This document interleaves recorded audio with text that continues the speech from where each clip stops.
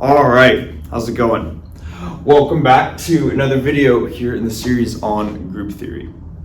In the last video, we introduced the idea talking about the sign of a given permutation, right?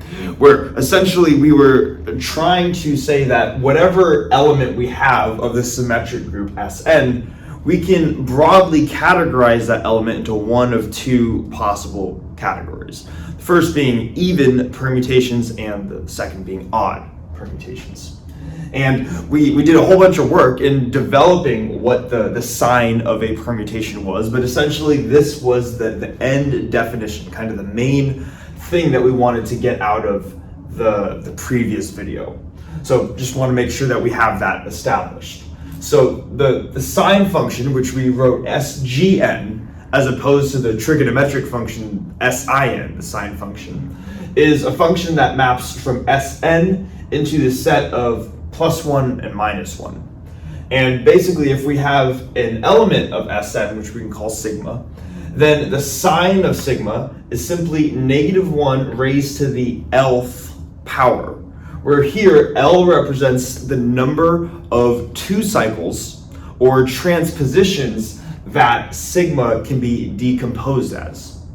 And what we showed in the last video is that there are multiple different ways that we can write a permutation as a product of 2 cycles. There are multiple ways that we can do that, but regardless of how we decompose this element, L is always going to be even or it will always be odd. And therefore, the corresponding sign of this permutation will always be even or odd. We said that even permutations map to +1 and odd permutations map to -1. Okay. Hopefully this all sounds familiar. Right. Now, this is what we talked about in the last video, but we kind of said this is going to be the stopping point. We're going to get up to this thing called the sign function, and then we kind of called it for the last video. So what I'd like to do in this video is to sort of continue that conversation, continue where we left off. Because it's one thing just to introduce this thing called the sign function, but without seeing some of its basic properties in applications, it's not the most useful thing on the planet, right? So the goal of this video is to essentially say, okay, first of all, what are some of the properties of the sign function?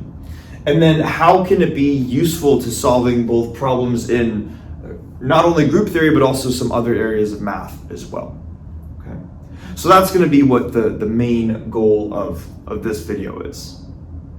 Now, the first thing that I want to do is to establish a certain property of sign functions. And this property might have been implied, or I shouldn't say implied from me, but as we are learning about the sign function, we might be implying this ourselves, that the sign function obeys certain properties as a function.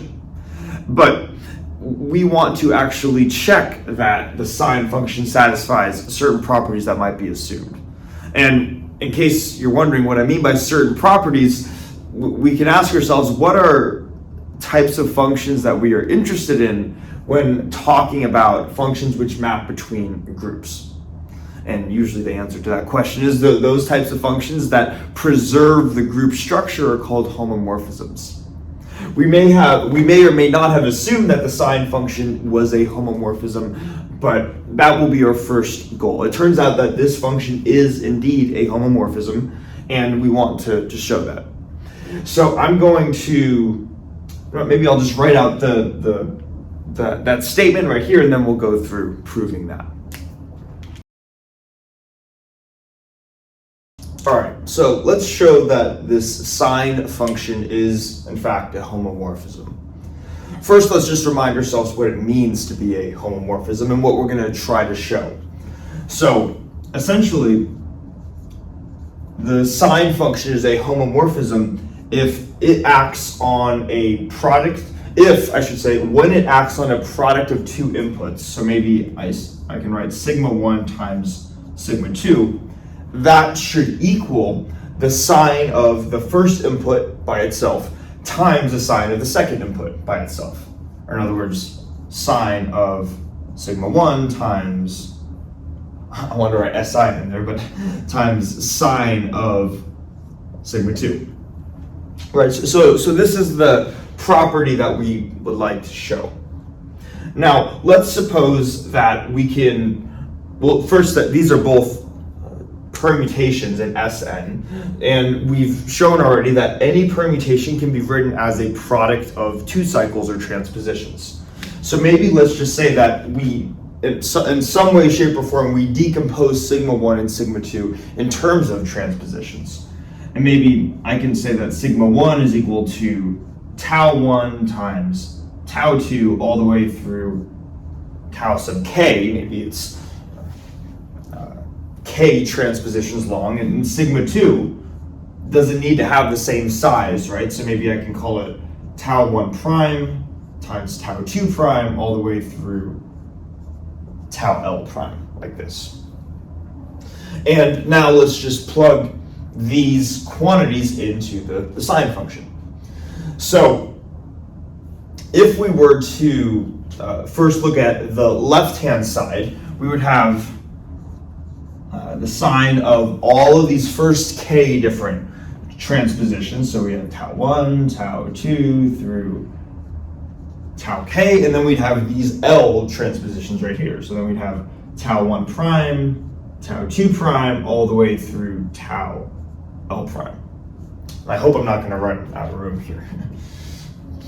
So this would be the left-hand side, and then for the two components on the right-hand side, we're simply just going to be counting up how many 2 cycles are in just sigma 1 and then how many 2 cycles are in sigma 2. So we say, okay, how many transpositions or 2 cycles are in sigma 1? And well, if it can be decomposed as a product of k transpositions, then we can just write that sine of sigma 1 is negative 1 to the k. Then the same thing for sine of sigma 2, that would just be negative 1 to the L, like this. Okay, so hopefully that makes sense. And now it's just a matter of evaluating this quantity right here. What is the sine of whatever this permutation is? Well, it's just how many of these taus we have. If we have k here and then L here, the total number of taus on the left-hand side is k plus L. So the left-hand side is going to simplify to negative 1 to the k plus L, and then we're going to have the same right-hand side. So we have negative 1 to the k, and then negative 1 to the L. And then hopefully we see that this is true, right? That we could combine these two terms by just adding their exponents, which is exactly what we have over here. And because we have that, we therefore determine that the sine function is in fact a group homomorphism. And we're going to see in some of the upcoming claims later on in this video that using the fact that the sine function is a homomorphism will be important for proving some of these later properties. Okay. So hopefully this makes sense. What I would like to do now is to, I guess, erase this and then start to write out some of the properties that can be established from the fact that the sine function is a homomorphism.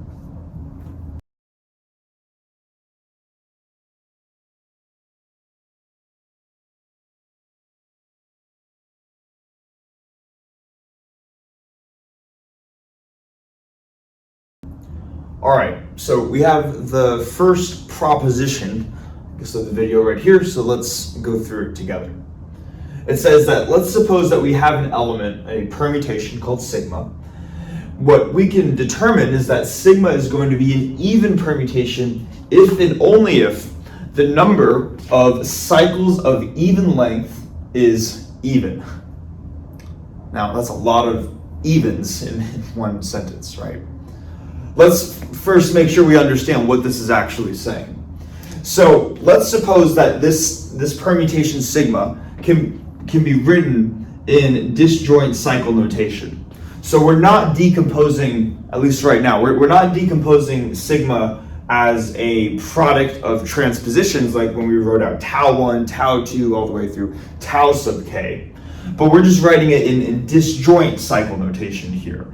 So we're going to say that it can be decomposed as one type of cycle, sigma 1, times another type of cycle, sigma 2, where all of the numbers in sigma 1 are different than all of the numbers in sigma 2, which are different than all of the numbers in sigma 3, and this would continue on through however many cycles actually compose sigma. Maybe I can write sigma sub k like this. Okay? So all the numbers in each of these individual sigmas are unique. Now, what this is saying is that if we were to count how many numbers are in each of these individual sigmas on the right-hand side, we could say, okay, and maybe let's just take an example here. Let's just say that sigma 1 happens to be 1, 2, 3, 4, like this. In the case where sigma 1 is 1, 2, 3, 4, we just count the number, how many numbers there are in this cycle. There are 4 numbers, right? 1, 2, 3, 4. So it would be a 4 cycle. So we would say that sigma 1 has an even length because there are 4 numbers associated with the cycle. So sigma 1 would have an even length. Now we could also say that sigma 2, maybe we'll suppose is 5, 6, 7. The number, or the amount of numbers in sigma 2 is 3, therefore it has an odd length. So this would be an example of an even length and an odd length cycle. And basically what you could do is you could count up through 1 through k, if you look at each of the k different cycles, say how many of them have an even amount of numbers in those cycles. And if there are an even number of cycles that satisfy this first property as opposed to the second one, then therefore we can immediately determine that the overall sign of the permutation is sigma. Okay. I hope that makes sense, at least what the statement is saying, right? Now, to understand this too, I think that let's suppose that rather than working with an arbitrary sigma in Sn, let's suppose that n is equal to 4, so we're only working in S4. And maybe we have a permutation in S4 which can be denoted 1, 2, 3, 4, like this. Okay. What I want to do is I want to establish kind of a potentially confusing property if we don't explain it in the beginning, because it's a fact that we're going to make use of throughout the proof. So if this sigma is an element of S4, we would say, okay, does this sigma right here have an even length associated with it? And to do that, we just say how many numbers are in the cycle. And if there are 4 numbers in the cycle, we would say that this permutation has an even length. Now, how could we take this individual permutation and write it as a product of transpositions, a product of 2 cycles? Well, we can always just write 1, 2, 2, 3, 3, 4, right? That is the same thing as the 1, 2, 3, 4 in a single cycle. So here is the potentially confusing part if it's not explained. Sigma, this sigma right here, has an even length because it has an even amount of numbers in the permutation. But when it's decomposed as a product of transpositions, notice that rather than an even number of transpositions, we have 1, 2, 3 transpositions. In other words, we have an odd number of transpositions. So if we were to take the sign of sigma, if we were to take SGN of sigma, that would be -1 raised to how many 2 cycles we have. In this case, it would be -1 to the 3 or -1. And what is -1 as an output? That tells us that sigma is an odd cycle or an odd permutation. So here is the, and maybe I should even write this down. Even length cycles, so cycles that have an even amount of numbers associated with them, even length permutations. So even length permutations are odd. Okay, and vice versa. Odd length permutations are even. Again, the reason is because we have an even amount of numbers in here, but it can be decomposed as an odd number of transpositions. Okay, and hopefully this makes sense how this could be applied to a cycle of any amount of numbers rather than just 4. Maybe let's say that, maybe I'll write this down here real quick, or over here. Maybe I have some other permutation row, and maybe this row is a k cycle. So in general, rather than having 1, 2, 3, 4, we have 1, 2, 3 all the way up through k.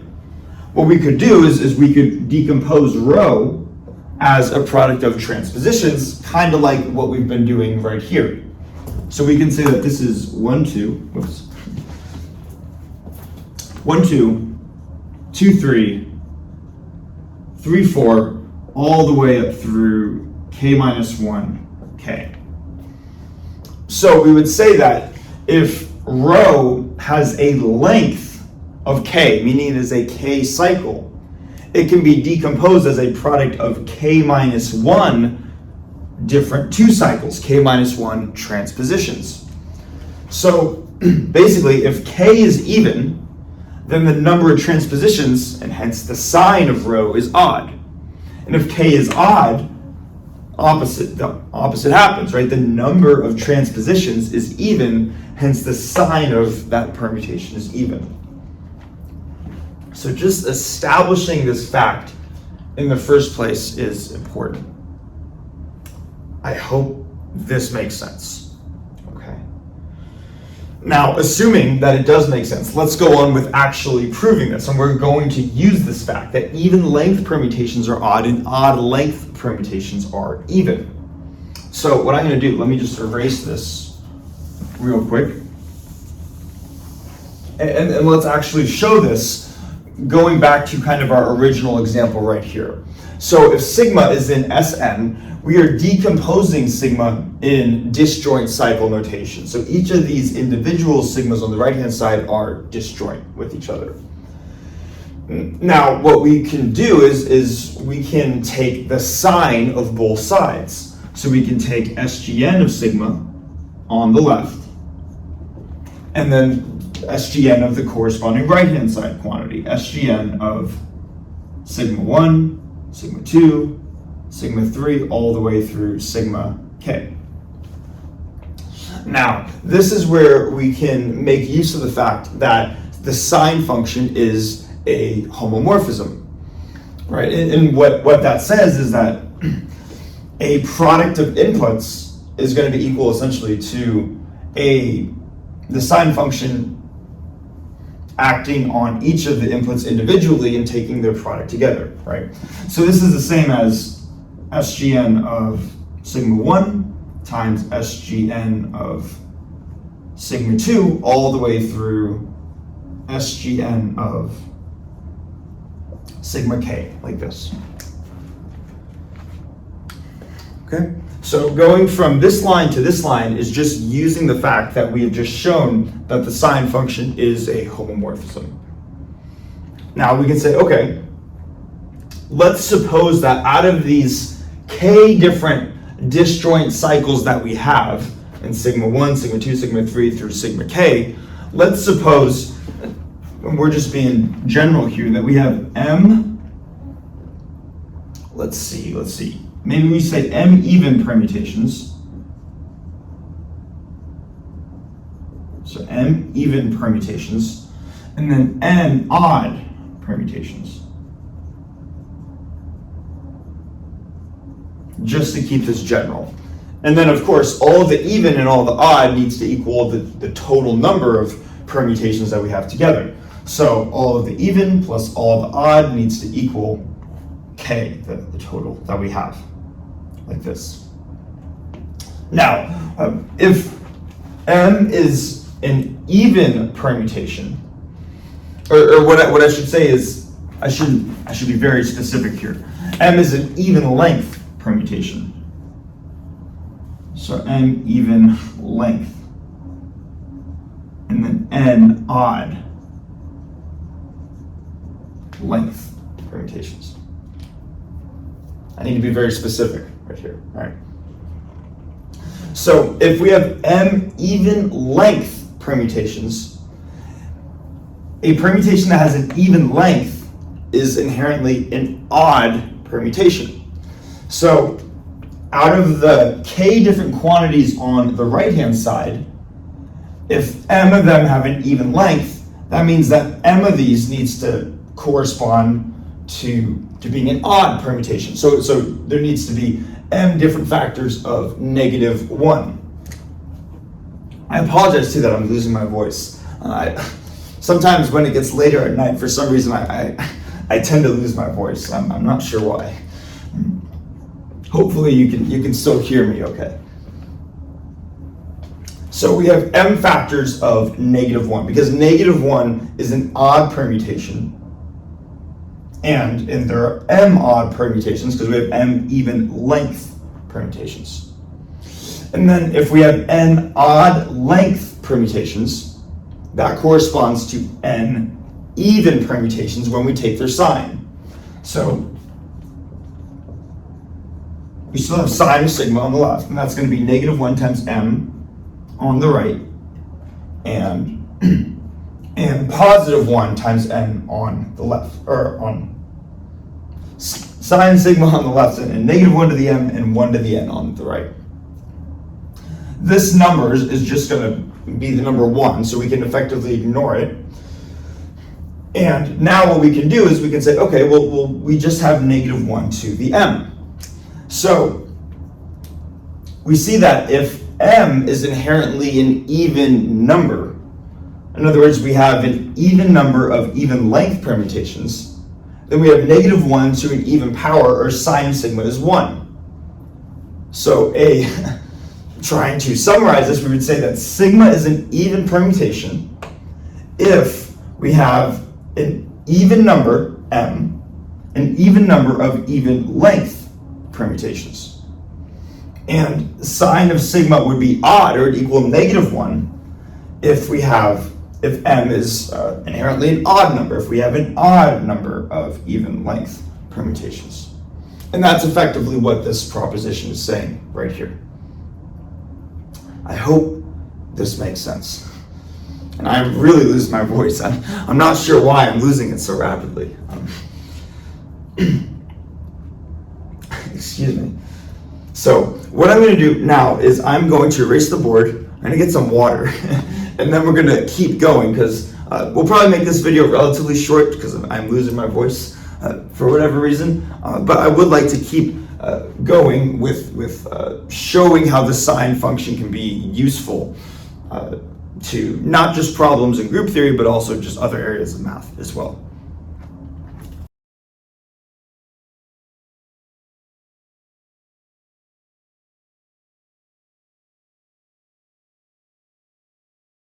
Okay, so I think the battery died, and also it was convenient to give my voice some time to rest. But if I remember correctly, this was the point that we were at, where we had this claim here, and the purpose of this claim, or going through proving this claim, was to show that the sign of a permutation allows us to understand some basic structure of various subgroups of the overall symmetric group. Okay, and this was the claim right here. It says that any subgroup of Sn contains either no odd permutations or exactly half, meaning half the permutations in some subgroup are going to be even and the other half are going to be odd. Okay, so let's go through proving this. First thing that we should do is we should just denote a general subgroup of Sn. So we could say that, I think typically we use H to describe some subgroup, right? So we can say that H is a subgroup of Sn. And H can be split into one of two possible cases. The first case is where it does not contain an odd permutation. And if H does not contain an odd permutation, then that is kind of already satisfied in the claim, right? And subgroup either is going to contain no odd permutations as one of the options.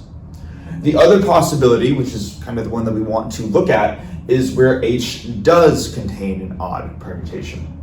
So let's take a look at that case right now, where let's suppose that we have an element rho in H, and rho is an odd permutation, meaning that the sign of rho outputs -1, like this. Okay. So we know that rho is an odd permutation in H. What we can do to show that if there is an odd permutation, then exactly half of the elements of H must be odd and the other half must be even. The way that we can do that is we can define a function f as follows. So we can say f, actually let's do this. Let's just suppose we have a general element in our subgroup H, and we can say that let's let sigma be an element of H. We can now define a function f as follows. So if f acts on sigma, the corresponding output is sigma times rho. Right? Where again, rho is that odd permutation in the subgroup. And what this does right here is it essentially sets up a one-to-one correspondence between even and odd permutations. In the case where sigma is an even permutation, we have the corresponding output to equal an even times an odd, or an odd permutation. And vice versa if sigma is odd, right? If sigma is odd, then we have an odd times an odd, or an even permutation. So what the purpose of this function f is doing is it's saying whatever the sign of this permutation is, we can construct another permutation that has the opposite sign. And because H is inherently a subgroup, and because both sigma and rho are in H, because a subgroup is inherently closed, these two facts right here allow us to imply that their corresponding products, sigma times rho, is in the subgroup. Okay, and that's important because this function then therefore says that it can take any element sigma, so any element from H, meaning its domain is the subgroup H, and it spits out some sigma rho, which is also in H.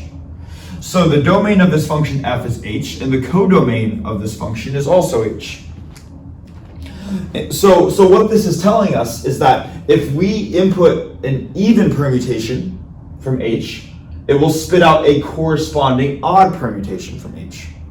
And if sigma were to be an odd permutation from H, it will spit out a corresponding even permutation from H.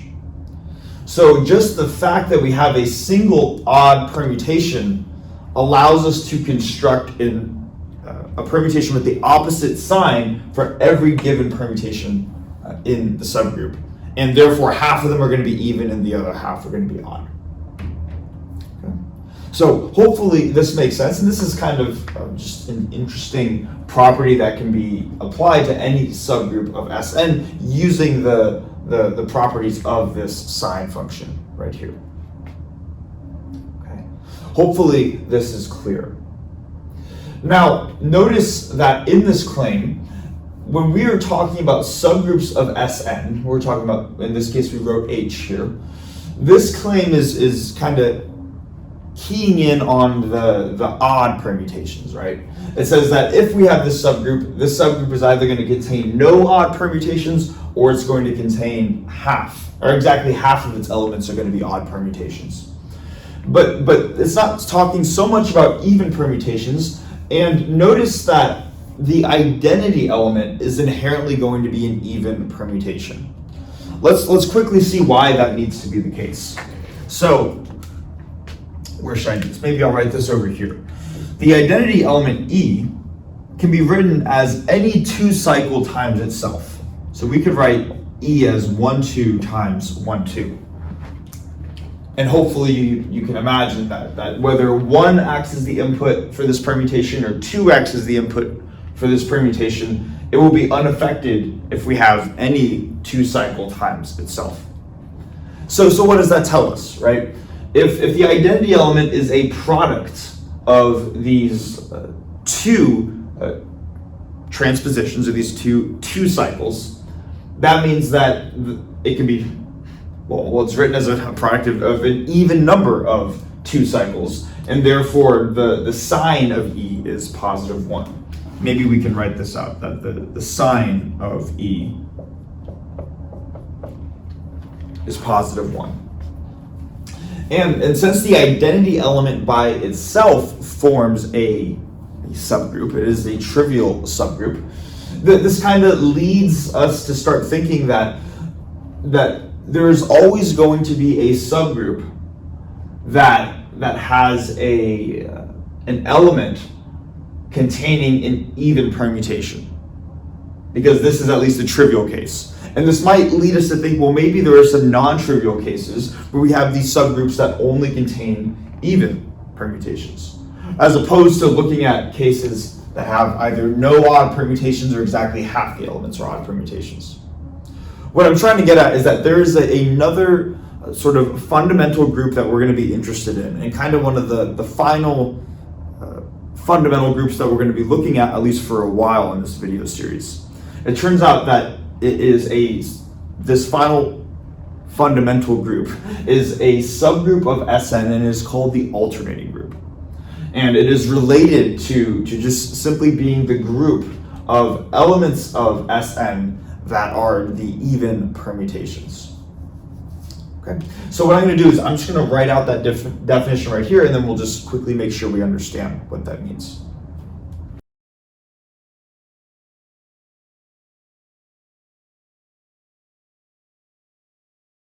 All right, so we've just written out essentially what we just said here. The alternating group, which is denoted as uppercase A sub n, is defined right here. It is simply the kernel of the sine function. So we see that we really need the sine function, or is very useful at least to define this additional fundamental group in terms of the sine function. Now let's just again remind ourselves what it means to be in the kernel of a function. So if the sine function Sgn inherently maps elements from Sn symmetric group to the set plus minus 1, and because this is a homomorphism, that means that plus minus 1 is also a group, right? Then the kernel of Sgn is going to be the elements in the domain which map to the identity element in the codomain. In other words, the kernel of Sgn, let's write this out, the kernel of this sine function is going to be the set of elements in the domain, so the set of sigma in Sn, such that they map to the identity in the codomain, such that when we apply Sgn to sigma, we get the identity element plus 1, like this. So just another way of saying this is that A sub n is simply going to be the elements of S sub n which have a sign of positive 1, or which are the even permutations. And since we know that the kernel of any homomorphism must inherently be a subgroup, this tells us that A sub n must be a subgroup of S sub n. And we could probably guess that just by the name alternating group rather than alternating set, right? So what I'm trying to say is that the set of all even permutations, A sub n, is inherently a subgroup of the set of all permutations, S sub n. Okay. So far we've seen that the sine function allows us to look at the structure of different subgroups of the symmetric group. It also allows us to introduce a new type of group called, not a new type, but a very specific subgroup that we'll see later on multiple times in the video series, called the alternating group.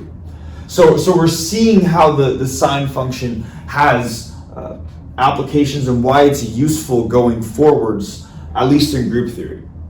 just to finish off the video, and because I can feel my voice starting to die on me again, I just want to quickly go through at least probably one of the main applications of how the sine function gets applied to other areas of math.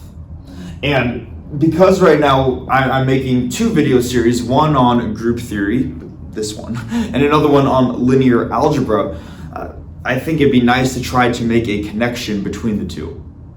Now, up until like as of current, as like in the literal sense, as I am recording this video, we have not yet got to a concept in linear algebra called determinants. However, at some point in the video series, we will most definitely be covering determinants. And it turns out that the determinant of a given matrix can be written or expressed in terms of the sine function. And that is probably one of the most useful applications, I would say, or at least one of the most immediate applications of the sine function. So if you are unfamiliar with the phrase determinant or matrix, that is okay. But for those of you who have heard of it, I just want to quickly write out the definition of the determinant for an n by n matrix, and to really see the usefulness, at least, of the sine function. So I'm going to maybe erase the claim up here, we'll write that out, and then we'll finish off the video.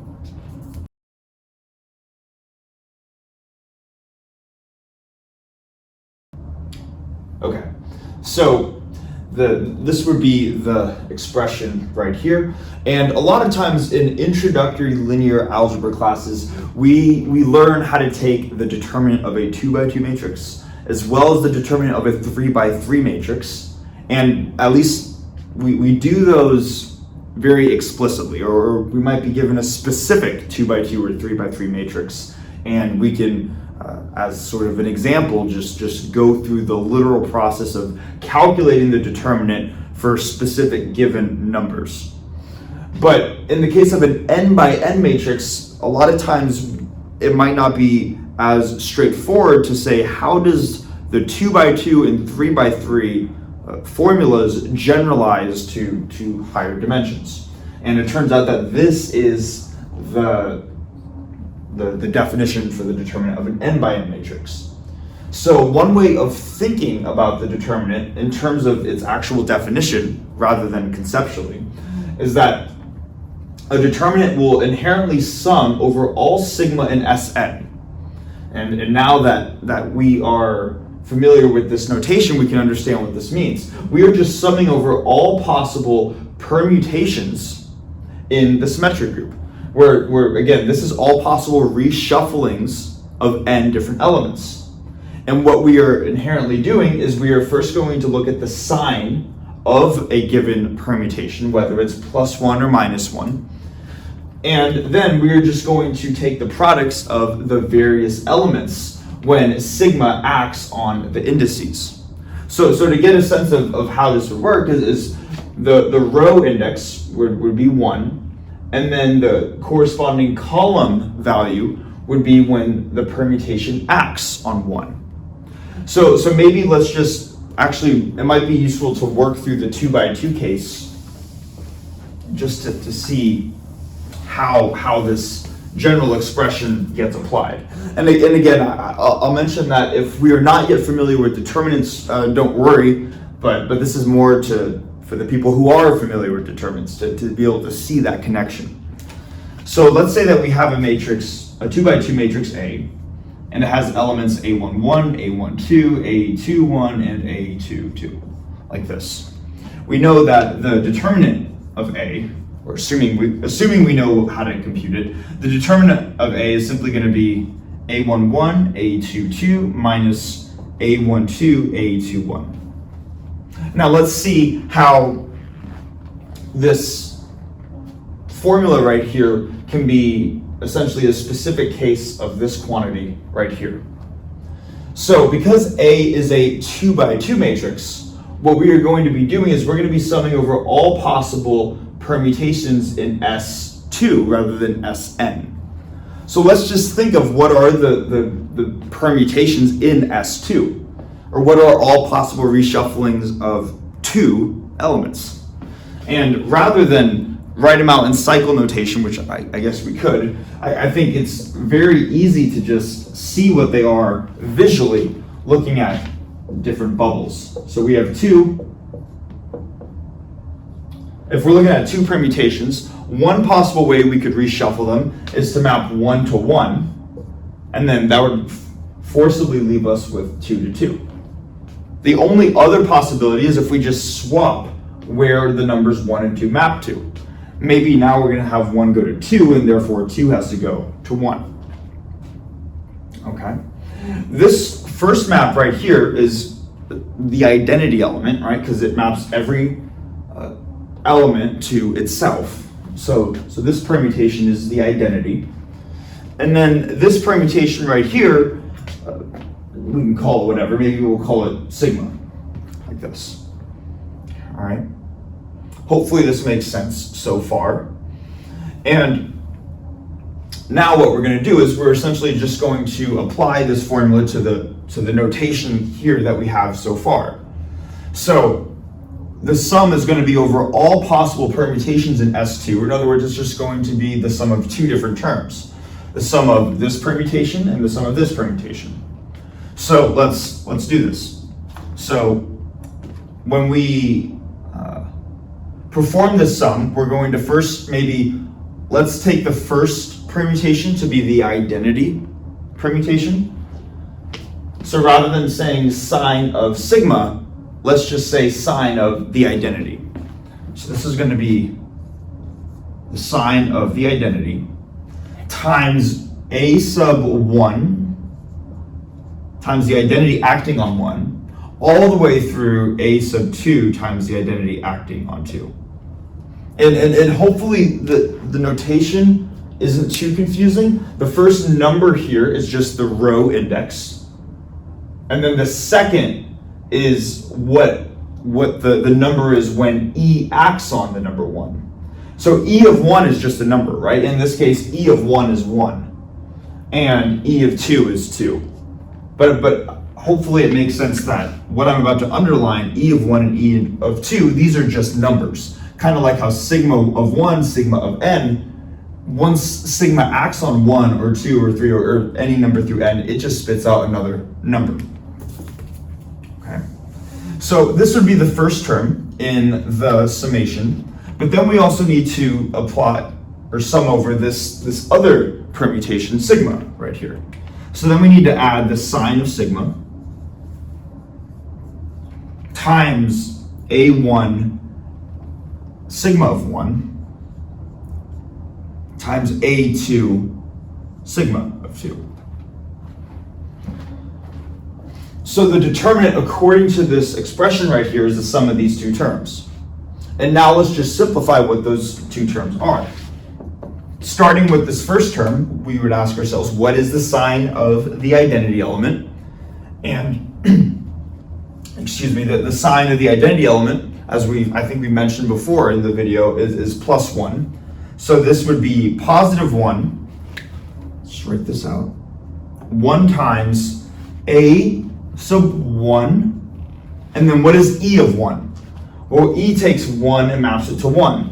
So this would be a sub 1, 1 times a sub 2. And then E acting on 2, which we said that E takes 2 into itself, right? So a1, 1 times a2, 2. And notice that is what we have up here. Plus, now we want to look at the sign of, or now we want to look at the second term, starting with the sign of sigma. How can we, and to determine the sign of sigma, we would need to write it out as a product of two cycles or transpositions. Let's do that real quick. So sigma is, it takes in 1, and where does it spit it out? 1 goes to 2. And then where does 2 go? 2 goes back to 1, so we close off the cycle. So we see that sigma can be written as a single transposition, and because it's an odd number of transpositions, the sign of sigma is going to be odd. It is inherently going to map to -1. So the sign of sigma needs to equal -1. This is equal to this. and then we're going to have A sub 1, and then sigma acting on 1. Sigma takes 1 into 2, so this is going to be 1, 2. And then A sub 2, let's see, A sub 2, and then sigma acting on 2. Sigma takes 2 into 1. And then we get this expression. And notice that this is exactly what we are taught to essentially memorize, I guess, in linear algebra, where we have the main diagonal, A11, A22, minus the off diagonal, A12, A21. But we obtained that in the exact same way by using the sign of given permutations from the symmetric group through this process right here. So this is probably one of the most immediate applications of how not only the symmetric group, but specifically the sign function within the symmetric group gets applied to other areas besides just group theory. And I can feel my voice going. So, excuse me. I need to probably take a couple of days off to let my voice recover a little bit. Hopefully the ideas, though, regardless, were still clear in this video, and hopefully everything made sense. This is, by the way, the last video in the section on the symmetric group. What we've done is we've really spent a lot of time saying that, okay, this is the group of all permutations, and we've spent a lot of time discovering, or I say rather analyzing its elements. So what do they look like? How can we describe them using cycle notation? How can we describe disjoint cycles? How we can decompose an element in different ways. We've decomposed elements in terms of disjoint cycle notation, in terms of transpositions, and how to classify them using the sign function. And then finally, just to show some applications of applying this function, right? What we are going to be doing going forwards now is to say, all right, we have been establishing a lot of fundamental groups. If you remember a couple videos back now, we've talked about cyclic groups, dihedral groups, and now this thing called the symmetric group, and its important subgroup called the alternating group. We're now going to start saying, okay, let's take some of these fundamental groups and start trying to understand the general structure of a given group and its corresponding subgroups. And that will lead into this entire section on a very important theorem called Lagrange's theorem. So yeah, but that's all I have for this video. So thanks so much for watching, and I will see you in the next one.